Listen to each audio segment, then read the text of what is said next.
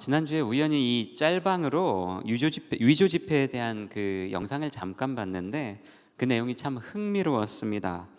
우리나라에서 가장 유명한 이 위조 지폐 사건 중에 하나가 일명 77246 사건인데, 범인이 이 9년 동안 2억 5천만 원어치의 그 위조 화폐를 사용하다가 발각이 된 겁니다. 만 원권은 위조하기가 좀 어려웠고, 천 원권은 표현이 좀 그런데 수익이 잘 안 맞아서 결국 5천 원짜리만 위조를 하다가 이제 걸린 거예요. 그 화폐 일련 번호를 모두 보일런지 모르겠는데 77246으로 통일해 가지고 이 사건을 77246 사건이라고 부른다고 합니다. 이게 예전에 쓰던 구형 5천 원권인데, 이제 저거를 이제 범인이 5천 원권을 위조해서 쓰다가 이 화폐가 신권으로 이렇게 바뀌면서 그 결국 덜미가 잡힌 겁니다. 방송 보면서 한 사실인데, 이 위조 지폐 제작과 유통이 생각보다 처벌 수위가 굉장히 높더라고요. 그 이유 중에 하나가, 그 위조 지폐는 다름 아니라 이 나라의 경제 그 근간을 흔들 수도 있고 나라를 거의 패망의 수준까지 몰아갈 수 있는 위험이 있기 때문에 처벌 수위가 굉장히 세다고 합니다. 그런데 방송 보면서 제가 더 흥미로웠던 게 뭐였냐면, 과거 이 냉전 시절에는 이 위조 지폐가 하나의 그 전술과 전략으로 사용되었다고도 해요.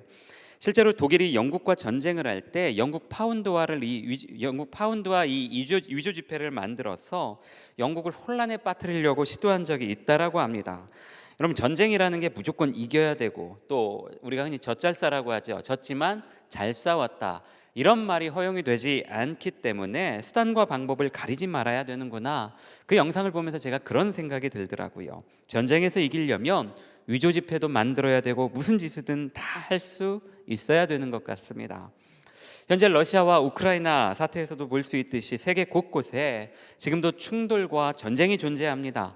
그리고 중동이나 아프리카 지역은 실제로 이 전쟁이 정말 끊이지 않고 있죠. 그 과정에서 너무나 많은 사람들이 난민으로 또 목숨을 잃으면서 고통받고 있습니다. 가끔 뉴스에 이 이슬람 과격주의자들이 서방 국가들을 향한 국가들을 향한 테러가 나오는데, 여러분, 실제로 이들의 공격 대상이 서방 국가나 그 관계자들에게만 국한되는 건 아닙니다. 같은 알라를 섬기고 있고 같은 신앙생활을 하고 있는 이슬람교 신자들 간의 무력 충돌 또한 아주 심각한 문제인 것 같아요. 대표적인 게 바로 이 수니파와 시아파의 갈등이죠.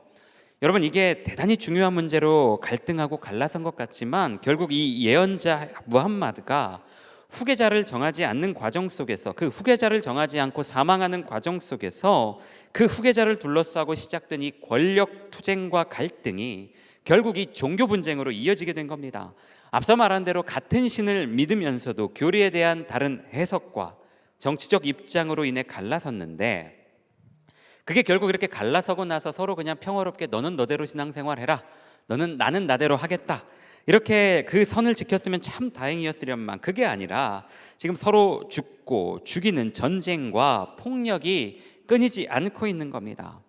여러분, 모든 전쟁이 다 아프고 위험하고 최악이지만 그 중에서도 여러분, 가장 고통스럽고 최악의 전쟁이 저는 종교 전쟁이라고 생각을 해요. 왜냐하면 자기가 믿는 신의 이름으로 전쟁을 하기 때문에 전혀 어떤 그 양심의 가책이나 죄책감을 느끼지 않습니다. 무고한 시민들, 여성, 노약자, 어린아이가 죽어도 그들에게 이 전쟁은 성스러운 전쟁, 즉 성전이기 때문에 양심의 가책이 없어요. 죄책감이 없습니다.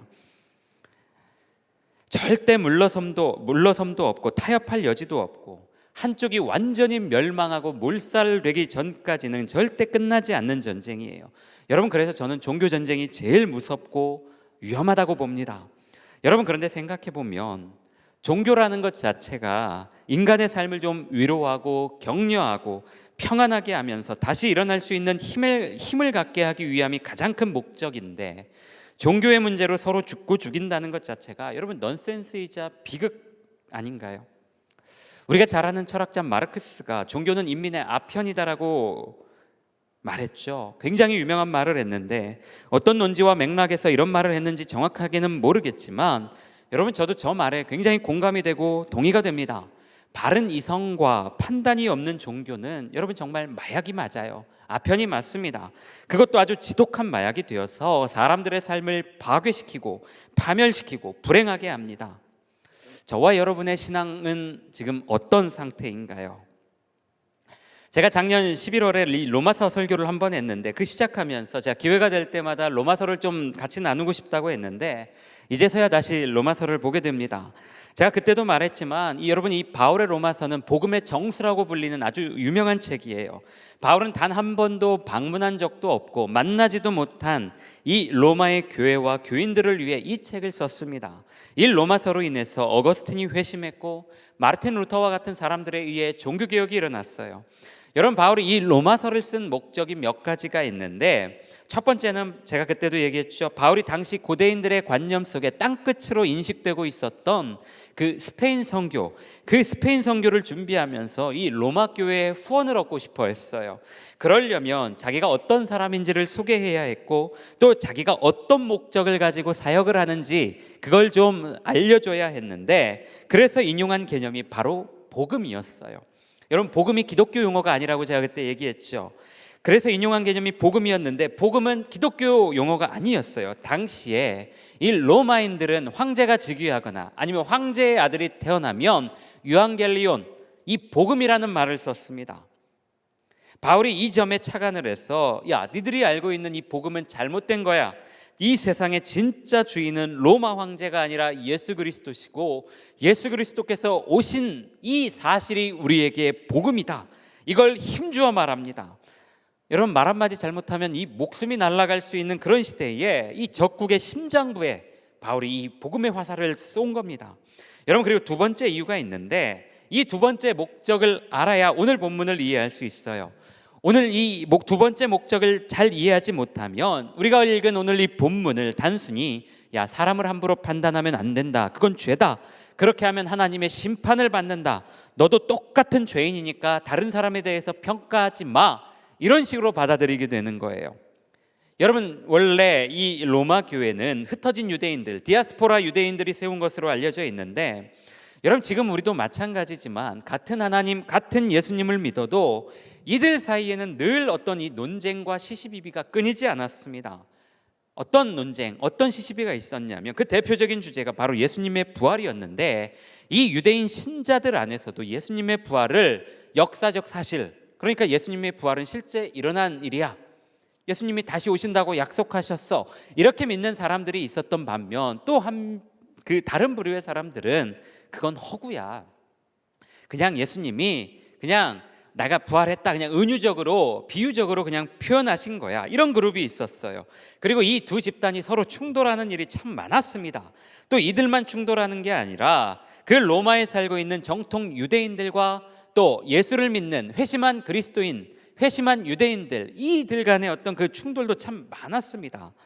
여러분 당시 로마 정부가 자기들이 정복한 이 피정복민들의 종교나 자유에 대해서는 굉장히 많은 자유를 허락해 줬어요. 존중을 해줬어요. 그런데 이들이 절대 용납하지 않았던 거 몇 가지가 있는데 그게 바로 반역, 그리고 또 하나는 이런 사회적 충돌, 밀란, 이 소요 사태에 대해서는 로마 정부가 절대 용납을 하지 않았습니다. 이 사회적 무질서와 혼란에 대해서는 매우 엄격하게 관리를 했어요. 그런데 이 유대인들의 종교적 그리고 사회적 충돌이 잦아지고 또 이게 격화되다 보니까 결국 AD 49년에 당시 황제였던 글라우디오 황제가 이 로마에 살고 있는 모든 유대인들을 다 추방시켜버려요. 떠나라고 합니다. 쫓아내버려요. 이때 추방당한 사람 중에 우리가 한 번쯤은 들어봤을 만한 사람들이 있는데 그게 누구냐면 브리스길라와 아굴라, 브리스길라와 이 아굴라 부부가 추방이 돼요. 그리고 때마침 아테네에서 선교 여행을 하다 추방된 쫓겨난 바울과 고린도에서 이들이 만나게 됩니다. 여러분 시간이 흘러서 약 5년 뒤에 이 네로 황제 때, 우리가 잘 아는 네로 황제 때 다시 이 유대인들이 복귀하게 돼요. 로마로 다시 돌아올 수 있게 됩니다. 그런데 이 5년여의 시간 동안 로마 교회 안에 참 많은 변화가 생겨버린 거예요. 어떤 변화였냐? 서두에 언급했듯이 제가 원래 그 로마 교회는 로마에 거주하면서 회심했던 유대인들이 세운 교회라고 했잖아요. 그들이 중심이었어요. 그들이 모든 어떤 핵심 코어 세력들이었어요. 그런데 그 유대인들이 추방당한 기간 동안 로마 교회의 헤게모니가, 그러니까 중심 세력이 바뀐 겁니다. 그 정통 유대인들이 아니라 이방인 그리스도인들로 그 중심 세력이 바뀐 거예요. 한인 교회인데, 외국에 있는 한인 교회인데 한인들이 중심이 되는 교회가 아니라 외국인들이 중심이 되는 교회로 바뀐 거예요. 이 우리 시대의 언어로 조금 더 쉽게 설명하면 이런 거예요. 내가 어릴 때부터 나고 자란 교회가 있었어요. 아동부, 중고등부, 청년부까지 내가 열심히 섬기면서 임원도 하고 리더도 하고 찬양팀도 하고 여러 가지 봉사를 하면서 내가 소위 말하는 그 인싸그룹에 좀 있었는데, 그렇게 항상 그렇게 주도권과 영향력을 가지고 있었는데, 잠깐 뭐 취업의 문제 때문에 타지에 잠깐 나갔다가 돌아오고 나니까, 몇 년 있다가 돌아와 보니까 과거에는 교회에서, 나처럼 교회에서 자라온 그런 청년들이 중심 멤버였다면, 이제는 대학이나 직장 때문에 이사 온 청년들이 중심이 되고 있는 거예요. 몇 년 만에 돌아왔는데 뭔가 분위기가 확 달라져 있어요. 내가 좀 뭔가 잘 아는 사람들이 중심에 있는 게 아니라 전혀 내가 잘 모르고 있는 사람들이 중심에 있어요. 여러분, 그럴 때 사람이 느끼는 마음이 어떨까요? 여러분이 만약에 그런 당사자라면 어떤 마음이겠어요? 제가 전에 있던 교회가 좀 이런 비슷한 상황들이 좀 있었던 것 같아요.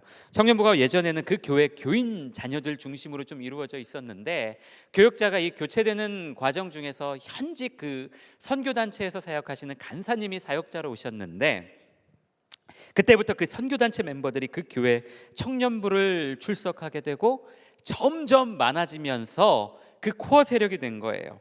교회 청년부가 특정 선교단체 색깔로 완전히 변하면서 그 선교단체에서만 쓰는 용어, 또 훈련 프로그램, 이게 고착이 되니까 그 선교단체 출신이 아닌 사람들은 적응하기가 어려운 거예요. 같이 있는데 그 선교단체에서만 쓰는 익숙한 용어들을 사용하니까 못 알아듣는 거예요. 여기는 원래 내 구역이었어, 여기는 원래 내가 중심 세력이었어, 이렇게 주장하는 유대인들과, 야, 이제는 우리가 새로운 세력이야, 이제는 우리 거야, 우리가 주도할 거야, 그렇게 주장하는 이방인 그리스도인들, 이 로마 교회 안에 생겨버린 이 변화로 인해서 갈등이 굉장히 심해져 있는 상태였어요. 그러면서 이 헤게모니, 어떤 그 주도권을 뺏겨버린 유대인들은 자기들의 우월성을 증명해야 했고, 또 그걸 증명하기 위해 다시 모세의 율법으로 회귀하자고 합니다. 야, 니들은 율법이 없잖아, 니들은 우리처럼 할례도 받지 않았고 모세의 율법이 없잖아. 다시 이방인 그리스도인들에게 이 할례와 율법을 강요하면서 억지를 부리고 있는 거예요. 여러분, 오늘 본문은 이 배경을 우리가 반드시 알아야 됩니다. 본문 바로 앞에 나오는 로마서 1장 후반부에 보면 바울이 이 유대인 관점에서 볼 때 이방인들이 경건하지 못하다, 특히 성적으로 타락했고 문란했고 인간성을 상실했다라는 것을 신랄하게 비판하는 내용들이 나옵니다. 여러분, 그런데 오늘 본문 1절에서는 반대로 유대인들을 향해, 그러므로 남을 판단하는 사람아, 누구를 막론하고 내가 핑계하지 못할 것은 남을 판단하는 것으로 네가 너를 정죄함이니 판단하는 네가 같은 일을 행함이니라. 비록 이방인들이 아무리 같은 하나님을 믿는다고 하더라도 유대인 관점으로 바라봤을 때는 좀 미개해 보이고 저질스러워 보이는 게 사실이었어요. 그러나 바울은 그렇게 판단하고 평가하는 니들 또한 하나님 기준에서는 아주 심각한 죄인이라는 것을 말하면서 너도 똑같은 일을 하고 있다, 너도 똑같은 짓을 하고 있다라고 비판합니다. 여러분, 제가 앞서 얘기했지만 여러분, 이런 배경을 모르고 이 본문을 해석하면 이건 마치, 야, 우리 모두가 다 하나님 앞에서 죄인이야, 그러니까 누가 누구를 비판할 자격이 없어, 누가 누구를 뭐라고 할 필요 없어, 서로 비판하지 말고 정죄하지도 말고 그냥 조용히 넘어가자, 야, 은혜롭게 하자, 그냥 대충 하자, 하나님이 판단하신다, 이런 논지로 우리가 이해하기가 참 쉬워요. 여러분, 실제로 뭔가 교회 안에서 사고 치거나 문제를 일으킨 사람들, 특히 그런 목회자들이 이 본문 가지고, 여러분, 서로 판단하는 건 죄입니다, 서로 정죄하는 건 죄입니다, 털어서 먼지 안 나는 사람 있나요? 결국 하나님이 판단하실 거니까 비난하지 마시고 서로 감싸주세요. 자, 이렇게 설교하는 거 참 많이 들었어요. 여러분, 그런데 이 말은 가해자들이 할 말이 아니에요. 굳이 안 해도 되긴 하지만 뭐 굳이 해야 된다면 피해자들이 해야 될 말인데, 이 상황에 이 교회 안에서 뭔가 사고 친 사람들, 가해자들이 아무렇지도 않게 이런 말을 참 잘하는 것 같습니다. 여러분, 오늘 이 본문 속 바울의 논조는 유대인들에 대한 비판이에요. 니들 잘못했다. 격동의 시기에 이 로마 교회에 대한 어떤 지위와 주도권을 빼앗긴 유대인 그리스도인들이 이방인 교인들을 향해 가지고 있었던 그 태도와 문제들을 지적하고 있어요. 여러분, 그런데 얼핏 보면 그냥 바울이 좀 아무 생각 없이 양쪽 다 까고 있는 것 같아요. 이방인들은 이방인대로 까고 있고, 유대인들은 유대인대로 좀 신랄하게 까고 있고, 그렇게 보여요. 아까도 얘기했지만 이방인들을 향해서는 니들 너무 문란하다, 이상하다, 너희들 예수를 믿는다고 하면서 그 자유로움이 너무 지나치다, 그렇게 지적하고 있고, 유대인들을 향해서는 야, 니들이 그렇게 의로운 척하면서 이방인 그리스도인들에 대해서 함부로 정죄하고 판단하는데 그건 니들 스스로를 정죄하고 판단하는 것과 똑같은 거다, 니들 잘못되었다, 이렇게 말하고 있어요. 오늘 제 메시지 제목이 이거죠. 네가 같은 일을 행함이니라. 이게 그 뜻이에요. 니들도 똑같다라는 겁니다. 여러분, 우리가 자주 사용하는 말 중에 양비론이라는 말이 있어요. 쉽게 말해 양쪽 다 틀렸다라는 거예요. 양쪽 다 문제가 있다라는 겁니다. 보통 두 가지의 주장이나 입장이 첨예하게 이 대립할 때 이런 태도를 취하는 사람들이 좀 있어요. 당신은 이래서 틀렸고 당신은 이래서 틀렸어요. 얼핏 보면 굉장히 좀 합리적이고 중립적이면서도 깔끔하게 보입니다. 여러분, 그런데 저는 그렇게 보지 않아요. 이 양비론만큼 위험하고 나쁜 게 없다고 봅니다. 본인은 모든 상황을 다 알고 있는 척, 모든 판세를 자기가 다 분석하고 있는 척, 그런 척하지만 실제로는 어느 쪽에 끼기도 싫고 엮이기 싫어하면서 자기만 돋보이려고 하는 사람들이 참 많아요. 양비론을 주장하는 사람들 중에 이런 사람들이 굉장히 많습니다. 선비인 척하면서 자기가 다 아는 척, 전지적 관점에서 자기는 다 알고 있는 척하면서. 여러분, 이런 사람들이 양비론을 내세우며 자기만 의로운 척해요. 여러분, 이 양비론이 바람직한 방향으로 가려면 그 말을 하는 사람은 적어도 그 상황에 대한 해결과 어떤 중재의 의지가 있어야 돼요.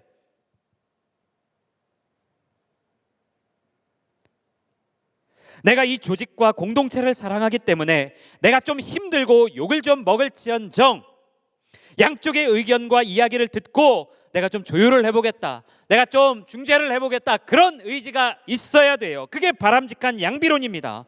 여러분, 오늘 이 바울의 메시지는 양쪽을 그냥 냅다 다 비판하고 속된 말로 까고 싶어서 쓴 말이 아니에요. 바울은 누구보다 이 로마 교회 안에 있는 이방인과 유대인들의 화합과 조율을 위해 정말 많이 애썼습니다. 간절히 원했어요. 아직 얼굴 한번 보지 못한 그런 상황에서 자칫 이상한 양비론자로 오해받을 수 있었지만, 그것보다 이 로마 교회와 로마 교회 교인들이 이 당시에 패권 국가였던 로마의 심장부에서 그리스도의 복음을 가지고 뭔가 중요한 역할을 해주기를 기대하고 또 기도했어요. 그래서 그 심장부에 예수 그리스도가 왕이다, 로마 황제가 왕이 아니라 예수 그리스도가 왕이다, 이 복음의 화살을 날렸고, 지금 그 교회의 주도권을 잃은 채 이방인 교인들을 비판하고 미워하고 있는 유대계 교인들을 향해서는 함부로 그렇게 판단하지 말라고 권면하고 있는 겁니다. 4절이 이렇게 말하고 있어요. 혹 내가 하나님의 인자하심이 너를 인도하여 회개하게 하심을 알지 못하여 그의 인자하심과 용납하심과 길이 참으심이 풍성함을 멸시하느냐. 좀 말이 어렵죠. 쉽게 이런 말이에요. 하나님은 사람에 대해서 깊이 참으시고 오래 참으시고 자비를 베푸셔서 스스로 돌아오게끔, 스스로 회개하게끔, 돌아오게끔 그렇게 기다리고 참으시는데, 그렇게 유도하시는데 니들이 그 하나님의 자비와 인자하심을 업신여기고 가볍게 여기는 거냐, 이 말입니다. 여러분, 실제로 바울은 이방인 선교를 통해서 누구보다 이방인들과 유대인 그리스도인들 간의 화합과 공존을 위해 굉장히 많이 애를 썼어요. 사도행전에 보면 이 또 목숨처럼 지키는, 유대인들이 목숨처럼 지키는 율법, 이 율법 가지고 이방인들을 비난할 때마다 그 이방인 그리스도인들에게 이 율법이 너무나 과하고 무거운 짐이 되지 않도록 그걸 조율하고 중재하기 위해 굉장히 많은 설득과 어떤 그런 역할들을 마다하지 않았습니다. 여러분, 본문 11절이 마지막 11절이 이렇게 말해요. 이는 하나님께서 외모로 사람을 취하지 아니하심이라. 하나님 앞에서는 이방인이든 유대인이든 그게 중요한 게 아니라 다 똑같다는 거예요. 하나님이 사람의 외모를 가지고 판단하지 아니하시고, 유대인이라서 더 사랑하시고, 이방인이라서 어떤 더 특별하게 그 심판받지 않는다는 거예요. 유대인이라도 똑바로 안 살면 하나님이 심판하신다는 겁니다. 그 심판에서 절대 자유로울 수 없다는 것을 바울이 말하고 있는 거예요.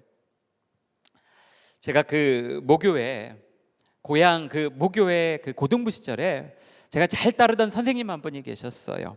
지금은 이제 장로님 되셨는데 제가 이분 보면서 참 배운 게 많습니다. 그때 그분의 어떤 그 삶과 그 이야기들을 들으면서 제가 배운 게 참 많아요. 그 당시에는 제가 그분 보면서 참 이해가 안 됐던 부분이기도 해요. 뭐냐면 우리 청년들 중에서도 좀 중학교 중고등부 교사로 봉사하는 청년들 있잖아요. 중고등부에 보면 항상 좀 그런 어느 교회를 가든지 그 파이는 항상 존재하는 것 같아요. 좀 자기가 세 보이고 싶고, 그래서 좀 껄렁껄렁하게 슬리퍼 칙칙 끌고 오고, 막 목걸이 휘황찬란한 목걸이 차고 오면서 막 소리 지르고 막 그런 애들이 좀 있잖아요. 그런 친구들이 꼭 있는데, 이분은 반을 맡으실 때마다 꼭 그런 친구들을 맡으시더라고요. 그렇다고 이분이 막 엄청 우리가 그 드라마나 영화에서 보는 것처럼 자애롭고 인자하신 그런 캐릭터가 아니에요. 굉장히 다혈질이셔서 무서웠어요. 예배 시간에도 태도 좀 안 좋으면 바로 이렇게 너 나와 해가지고 뒤로 가가지고 혼내시고, 저도 많이 혼났는데, 그렇다고 이분이 엄청 막 사명감이 있는 분도 아닌 것 같았어요. 내가 얘네들의 인생을 좀 갱생시켜 보겠다, 내가 얘네들의 삶을 한번 변화시켜 보겠다, 그런 사명이 있는 분 같지도 않아 보였어요. 휘어잡겠다 그런 분도 아니었어요. 그냥 아주 평범하세요. 정말 평범해요. 근데 한 번은 제가 고등부 수련회 때 이제 밤에 선생님하고 대화하는 시간이 있었는데, 선생님한테 한번 여쭤봤어요. 선생님 왜 항상 저런 애들만 맡아요? 꼭 왜 저런 남자애들만 선생님이 꼭 담당을 하세요? 여쭤봤어요. 그랬더니 그 선생님이 하셨던 대답이 아직도 저는 참 잊혀지지가 않아요. 나한테는 그냥 똑같은 학생들이고 별로 다르지 않아. 하나님이 보시는 거랑 우리가 보는 거랑 좀 다르실 것 같아. 야, 지용아, 너 저기 높은 건물 위에 올라가서 사람들 보면 어떤 사람들인지 구분이 되냐? 안 되지. 남자인지 여자인지, 키가 큰지 작은지, 얼굴이 예쁜지 안 예쁜지, 돈이 많은지 적은지 너 구분 안 되지. 하나님도 우리 보실 땐 똑같을 것 같아. 하나님 보실 땐 다 그놈이 그놈이고 저놈이 저놈일 거야. 난 그렇게 생각해. 선생님 그 말 하시는데 굉장히 그게 저한테 임팩트가 있더라고요. 그 선생님 말씀이 목회하면서 참 많이 생각납니다. 끊임없이 뭔가 구분하고 싶고 구별하고 싶고 우월해지고 싶은 게 우리의 자연스러운 욕망이지만, 하나님은 전혀 그런 것과 상관없이 모두를 다 똑같은 눈으로 바라보고 계셔요. 예수를 믿고 천국 가는 것만 복음이 아니라 하나님이 나를 사랑하셨고 너를 사랑하셨고 우리 모두를 사랑하셨다. 우리 모두를 사랑하셔서 모든 사람을 다 똑같은 눈으로 바라보고 계신다는 것, 여러분, 저는 이게 복음이라고 생각합니다. 여러분, 이게 별거 아닌 것 같죠? 여러분, 이게 별거 아닌 것 같죠? 그러나 그렇지 않아요. 이 복음이 노예를 해방시켰고요, 남자와 여자의 벽을 해물었고요, 차별받고 인권을 유린당하던 천민들과 노비들, 백정들, 그리고 여성들을 해방시키고 그들에게 자유를 주었어요. 이 복음을 지키려고 수많은 사람들이 목숨을 걸었고요, 그 과정에서 실제로 목숨을 잃은 사람들이 너무나 많이 있어요. 오늘 여러분과 제가 고백하고 있는 이 복음 때문에 세상이 바뀌었어요. 여러분, 그런데 다시 한번 여쭤볼게요. 오늘 여러분과 제가 고백하고 있는 이 복음 때문에 지금 우리의 삶과 세상은 바뀌고 있나요? 이렇게 화려한 음악과 장비, 좋은 건물에서 우리는 예배하고 있는데 지금 우리의 복음은 평안하신가요? 사랑하는 청년들, 제가 나중에 초대교회에 대해서 고린도 교회나 에베소 교회 같은 이 초대교회에 대해서 여러분들과 또 한번 나누고 싶고 또 나눌 때가 있을 텐데, 우리가 뭔가 흔히 막 초대교회 하면 뭔가 굉장히 뛰어났고 배울 게 많고 우리가 다시 돌아가야 될 것 같고 그렇게 생각하죠. 좋은 점도 많았죠. 우리가 닮아야 될 부분도 반드시 있죠. 그런데 꼭 그렇지만도 않아요. 굉장히 많은 갈등도 있었고 크고 작은 문제들이 너무 많았어요. 오히려 지금 우리가 사는 교회가 더 나았다 싶은 부분도 있을 정도로 굉장히 많은 문제들이 있었던 교회가 바로 그 초대교회였습니다. 그러고 보면 여러분, 사람이 모여있는 교회 안에 갈등과 충돌이 있는 건 전혀 이상하지 않아요. 그게 당연한 것 같아요. 여러분, 저는 갈등이 꼭 나쁘다고 보지 않습니다. 서로 그 갈등 속에서 성장하기도 하고 인생을 배우기도 해요. 여러분, 서로 안 맞는 사람이 있을 수도 있고 그것 때문에 마음이 불편한 사람도 있어요. 난 저 사람하고는 좀 안 맞아, 안 엮이고 싶어, 그럴 수 있어요. 그게 당연한 거예요. 여러분, 어떻게 모든 사람과 다 화목하고 어떻게 모든 사람과 다 친할 수 있을까요? 여러분, 저는 그건 불가능하다고 봐요. 예수님도 그렇게 안 사셨는데 왜 우리가 그렇게 살아야 돼요? 예수님도 바리새인들과 서기관들과 화합하지 않고 신랄하게 치열하게 아주 싸우셨는데, 여러분, 예수님도 그건 못하신 일인데 마치 누군가와 관계가 좀 좋지 않고 화목하지 않으면 큰 죄를 저지르고 있는 것 마냥 정죄하고 뭔가 사람을 몰아붙이는데, 여러분, 그거 바람직하지 않아요. 옳지 않아요. 여러분, 그렇게 정죄하면 안 돼요. 그건 기계적인 사랑을 어떻게 보면 강조하는 건데 그거 굉장히, 여러분, 저는 나쁜 거라고 봅니다. 여러분, 자꾸 그런 어떤 기계적인 사랑을 강조하니까 교회에서 자꾸 연기만 하게 되는 것 같아요. 속으로는 온갖 욕을 다 하면서도 겉으로는 웃으면서 사랑합니다, 형제님 사랑합니다, 자매님 사랑합니다, 축복합니다. 여러분, 우리 선수들이잖아요. 우리 그러지 말아요. 우리 선수끼리 그러지 말아요. 여러분, 그거 괜찮아요. 좀 불편한 사람 있어도 괜찮아요. 그걸 너무 과하게 표현하거나 그걸 과하게 너무 막 그 사람을 어떻게 가해를 하려고만 하지 않는다면 여러분, 괜찮아요. 그 마음이 당연한 거예요. 여러분, 건강한 그리스도인이란 불편한 관계나 갈등을 아예 안 만들고 나이스한 모습만 보여주는 게 아니라 아무리 갈등이 있고 아무리 불편해도 최소한 사람으로서, 같은 공동체 멤버로서 지켜야 될 선을 지키고 절대로 그 사람을 구석으로 몰아넣지 않고 무례하지 않게 행동하는 거예요. 무례하지 않았으면 좋겠어요. 맨날 서로 형제님, 자매님 사랑합니다, 축복합니다 하면서 나이스하고 깔끔한 모습만 보여주는 게 사랑이 아니라 서로 안에 저 사람 안에도 하나님의 형상이 있다, 내 안에도 하나님의 형상이 있다, 이걸 인정하면서 서로의 다름을 인정하고 다양성을 존중하는 것이, 여러분, 저는 그리스도께서 말씀하신 사랑이라고 믿어요. 예수님은 사람들이 다 죄인이라고 손가락질하는 그 사람들에게조차 저들에게도 천국이 있다, 저들에게도 복음이 있고 저들에게도 주님의 사랑이 있다라고 말씀하셨어요. 적어도 우리가 예수님만큼은 못하더라도 너무 쉽게 단정 지어버리고 너무 쉽게 마음의 문을 닫아버리고 너무 쉽게 구분 지어버린다면, 여러분, 바울이 비판한 그 유대인들과 우리가 다른 게 뭐가 있을까요? 여러분, 제가 우리 청년들한테 고맙고 감사하다는 말 제가 수백 번은 했어요. 만나는 청년들마다 우리 청년들 너무 헌신도가 높다, 뛰어나다, 우리 청년들 같은 청년들 만나서 너무 행복하다. 여러분, 그냥 하는 말이 아니라 진심이에요. 속된 말이 아니죠. 솔직한 말로, 솔직히 우리 교회 청년들 없으면 안 돌아가는 부분들이 있어요. 우리 청년들이 그 보이지 않는 영역들에서 정말 수고하고 애써주니까 잘 돌아가는 부분들이 실제로 있어요. 그걸 모르는 사람들이 좀 있어서 그렇죠.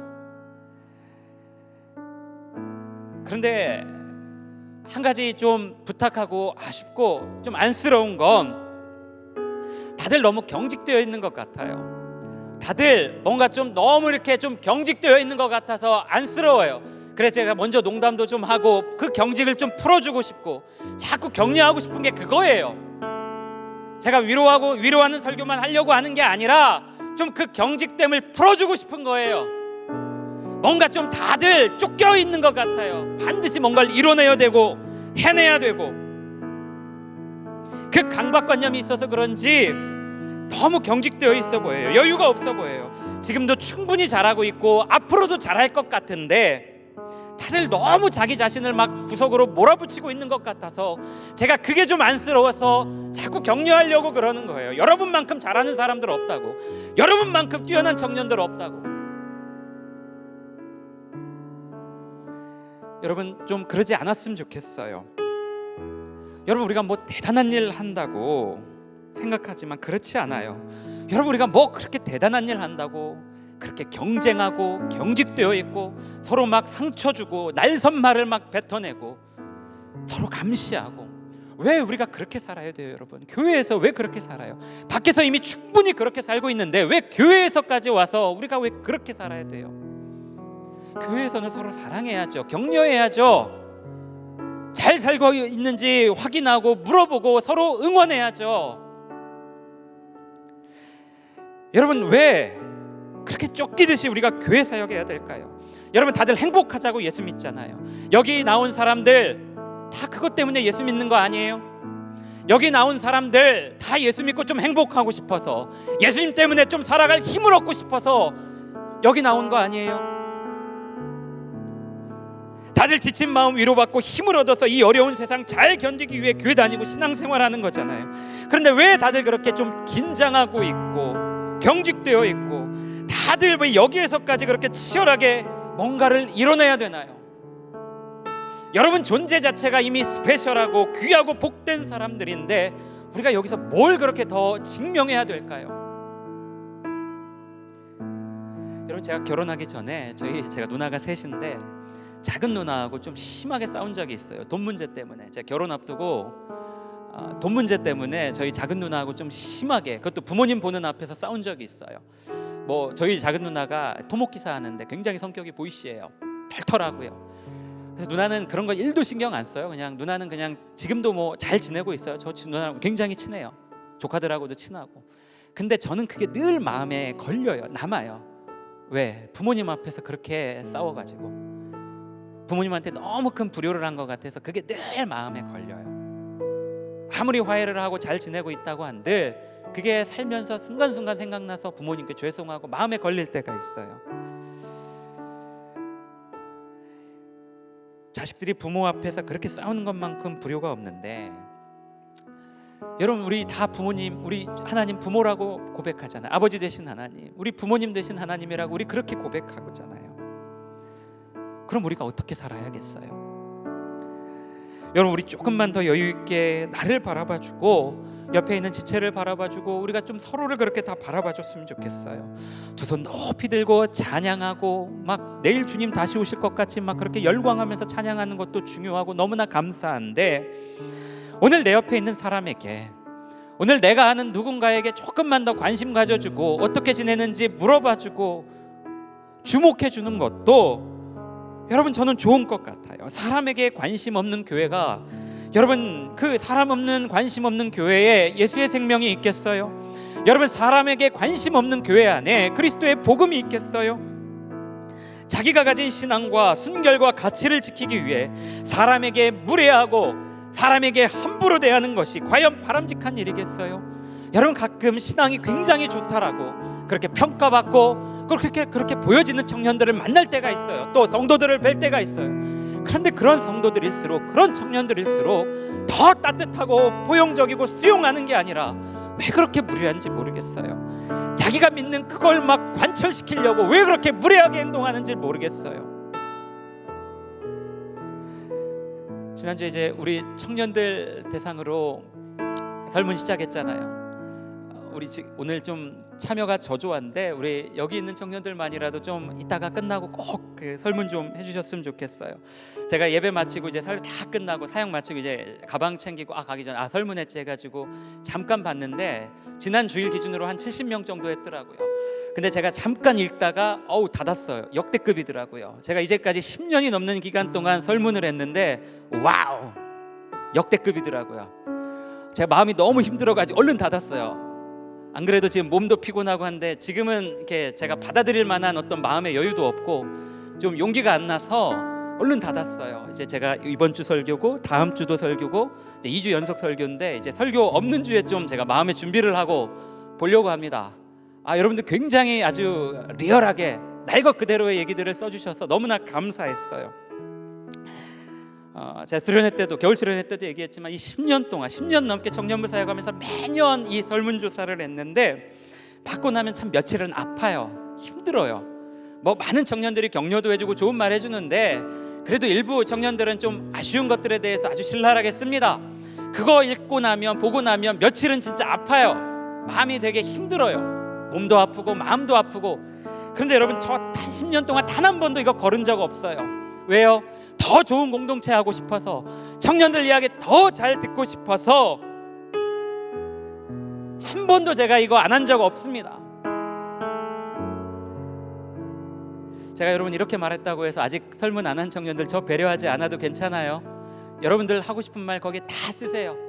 여러분들 하고 싶은 말이 있으면 거기에 정말 솔직하고 리얼하게 다 쓰세요.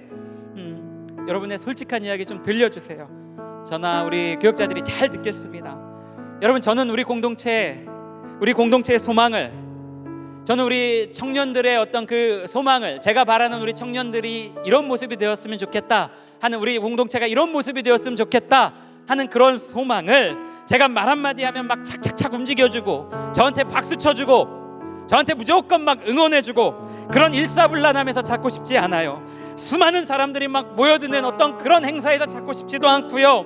제가 바라고 꿈꾸는 우리 공동체의 소망, 우리 청년들이 이렇게 살았으면 좋겠다 하는 그런 소망은 이 안에서 누구든지 자기 생각을 좀 솔직하게 말하고 누군가가 정해주는 신앙의 길을 가는 것이 아니라 스스로 부딪혀가고 스스로 좀 그렇게 아파하면서 그 길을 찾아가는 청년들이 많아지는 거예요. 또 그렇게 살아도 누구나 비난받지 않아도 되고 또 비난하지 않아도 되고 그렇게 낙인 찍지 않아도 되고 낙인 찍히지 않아도 되고 그럴 수 있는 사람들이 모였으면 좋겠고요. 그런 사람들이 모여있는 공동체였으면 좋겠어요. 적어도 이 예배당 문을 열고 들어오는 청년들 어느 누구도 그 청년이 가진, 그 사람이 가진 외적인 모습, 조건 때문에 판단받고 구분되어지지 않았으면 좋겠어요. 그런 사람들이 모인 공동체 되었으면 좋겠습니다. 저는 그거면 충분하다고 생각해요. 그거 하나면 우리 주님이 우리 공동체, 저를 향해서, 우리 청년들을 향해서 잘했다라고 칭찬해 주실 것 같아요. 말씀 마무리합니다. 오늘 그 빼앗긴 주도권 때문에 전전긍긍하다가 이 바울에게 책망을 받은 그 유대 그리스도인들의 길을 따르지 않고 우리 모두가 다 스스로 마이너리티의 길을 걸어가셨던 그 예수님의 길을 본받아 그 길 위에 서 있는, 그렇게 해야 되려고 좀 애쓰는 저와 여러분이 되었으면 좋겠습니다. 신앙의 연수가 깊어지고 길어지고 예수님의 마음을 더 묵상해 가면 갈수록 내 신앙에 대한 어떤 확신이나 내 신앙에 대한 어떤 그 신념 때문에 더 무례해지고 더 공격적으로 변해가지 않는 여러분과 제 삶이 되었으면 좋겠어요. 더 따뜻해지고 더 수용하고 더 포용할 수 있는 저와 우리 모든 청년들의 삶이 되었으면 좋겠습니다. 아멘 한번 하면 어떨까요? 그렇게 우리 살았으면 좋겠습니다. 그렇게 우리 같이 살았으면 좋겠습니다. 너무 쉽게 단정짓고 구분짓고 판단하지 말고 넉넉하게 수용하고 받아주면서 품어줄 수 있는 그 여유가 있는, 그 넉넉함이 있는 우리 모든 청년들 되기를 시간 진심으로 기도합니다.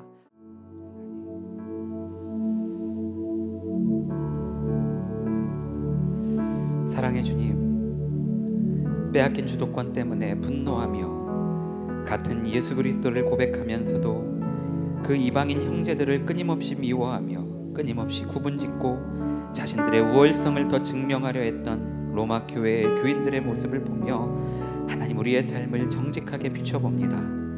증명하려고 하기보다 더 사랑하게 하여 주시고 사랑하는 척 하기보다 자기 마음을 솔직하게 나눌 수 있는 우리 안에 그 용기를 허락하여 주옵소서. 끊임없이 구분짓고 구별하는 것을 거룩이라고 말하는 세상 앞에서 주님이 보여주셨던 그 삶의 길을 묵묵히 따라가는 우리 상당의 모든 청년들 되게 하시고 그 삶 가운데 하나님께서 함께 걸으시고 이 세상을 아름답게 비춰줄 수 있는 주님의 자녀들로 만들어 주옵소서. 주님, 우리와 함께 걸어 주옵소서.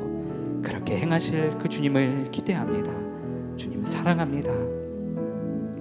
지금은 우리 구주 예수 그리스도의 은혜와 아버지 하나님의 무한하신 사랑과 성령님의 충만하신 은혜가 오늘 하나님 앞에 머리 숙여 기도하며 자격 없는 우리를 조건 없이 사랑하신 그 예수 그리스도의 마음을 본받아 모든 사람을 사랑하려고 애쓰고 넉넉하게 수용하려고 애쓰려고 노력하는 우리 사랑하는 모든 상당의 대학 청년들 머리 위에, 삶 위에, 가정 위에, 학업 위에, 일터 위에 지금부터 영원토록 함께 하시길 간절히 축원하옵나이다. 아멘.